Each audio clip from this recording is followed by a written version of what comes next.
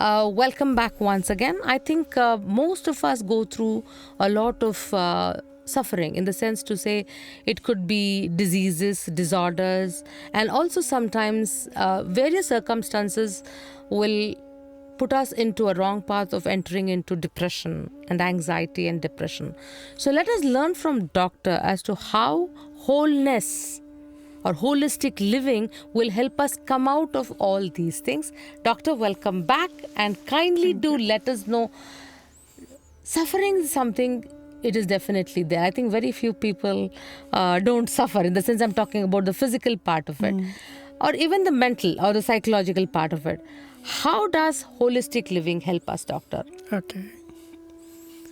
So spirituality means living with the wholeness itself. Because spirit everywhere. Yes. We have division in the existence. We have division. This is periphery, what we experience. What we are is the center in us. Through the science, we have to understand that is only atomic stuff, which is 99.9999999% empty like space.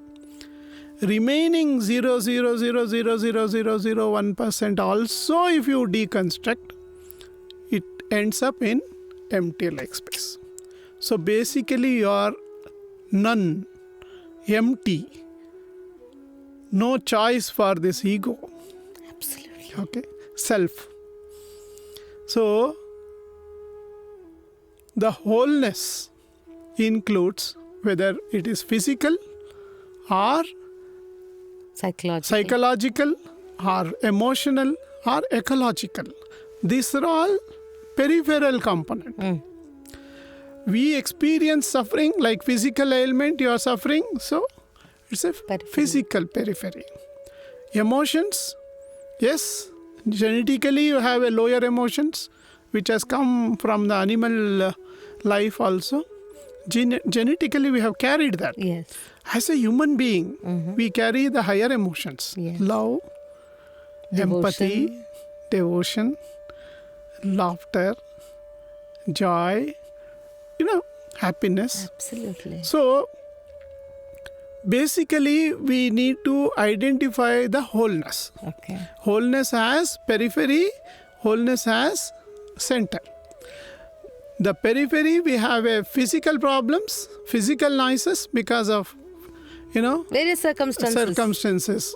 You have eaten wrong food, Yes. you end up in wrong illnesses.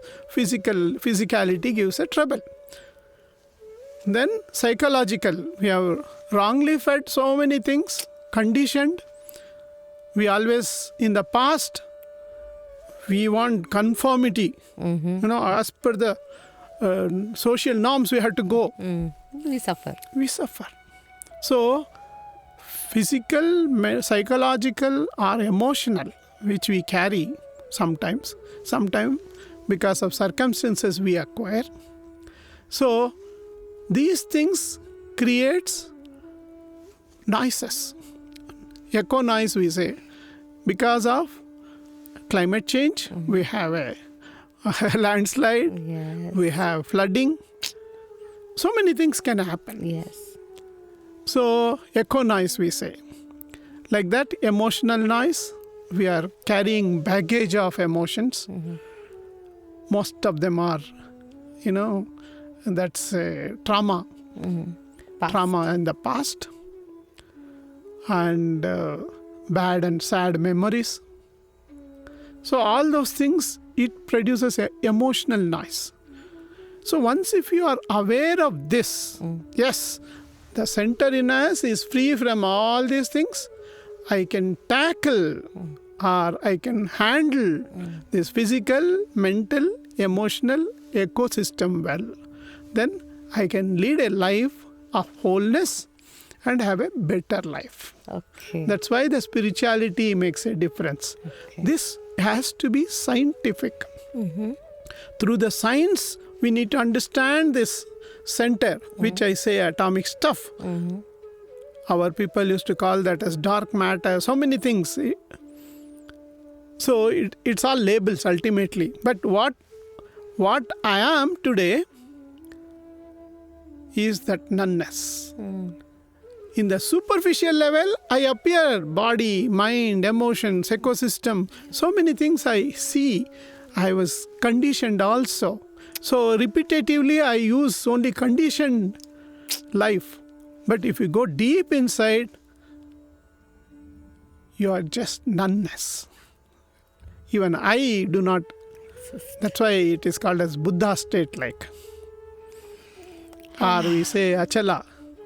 We say soul, Paramatma, Brahman, Krishna consciousness, Christ consciousness. You can call with any names, it doesn't matter.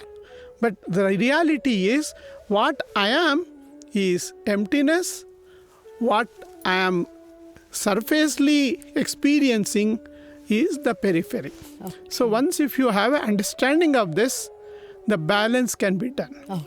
And mistakes on the peripheral part can be minimized. Because no virus, no bacteria will think of, oh, this person is good, this person, at this time I should not give trouble. Nothing. It has its own action and reaction. So, periphery, it depends on how you take care of periphery. That's why body spirituality, mind spirituality, emotional spirituality and ecosystem spirituality comes into play. I think everything is so interconnected. I think, Doctor, I mean, though, in most of your talks, there is a repetition of the body, the mind, the ecosystem, and also emotional. I think any number of times it is told, it is a constant reminder to us that we are a composition of 5, of which we forget the 5th one and we live here. So today you have made it very clear that the 5th one, which is actually the most important one, 99.9999, empty like space. We forget that and we try to handle. Of course, as you say, we should be very careful. But I think once there is a constant awareness about the 5th state of ours, I think the rest of the things we will be aligned by itself. Okay. Thank you so much, Doctor, because this piece of information or this piece of valuable information, I would like to tell, is so helpful to people and most of us, because we have a lot of things, whether it is bodily or mentally or emotionally or ecologically, we go through a lot of it. And as you say, once our awareness is shifted, at least we will be able to handle these things in a better manner. So very thankful to you, Doctor, for that. Thank you. For that constant hitting. Hey, you are only these 5 things. Realize. So I think thank you. All my books, it talks only on body, mind, emotions, ecosystem, and ever present. The 4 we are able to experience all the time. As you say, on the peripheral level, we are able to experience all the 4. The 5th dimension, we are all aware because we have experienced it many times.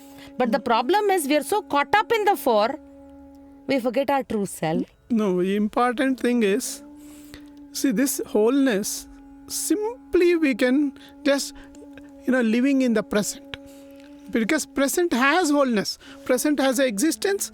In this superficial existence, we call it as periphery. The deeper existence, the atomic stuff experience, we call it as center.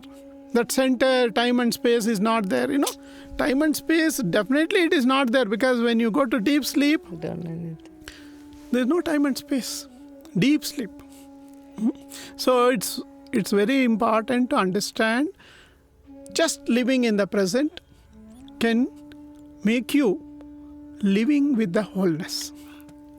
The other important thing is non-judgment. Once if you just lead your life without judging, because judging comes because of the past. So being in the present, non-judgment, practicing non-judgment, because always we cannot lead our life with a non-judgment.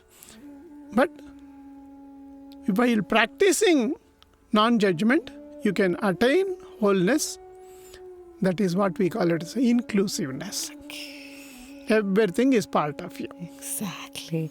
So there is no you and me. All of us are one. One. Yeah, peripherally we are all unique, but intrinsically all of us are one is what doctor has got to tell us. Doctor, it is so... trust me, once we enter into what you're telling, I mean, if we even just give ourselves into what you're telling, we will be able to experience that center. That's why scientific spirituality, we call it as a Gnana Yoga. Okay. You know, it's just a knowledge itself will take you there. Absolutely.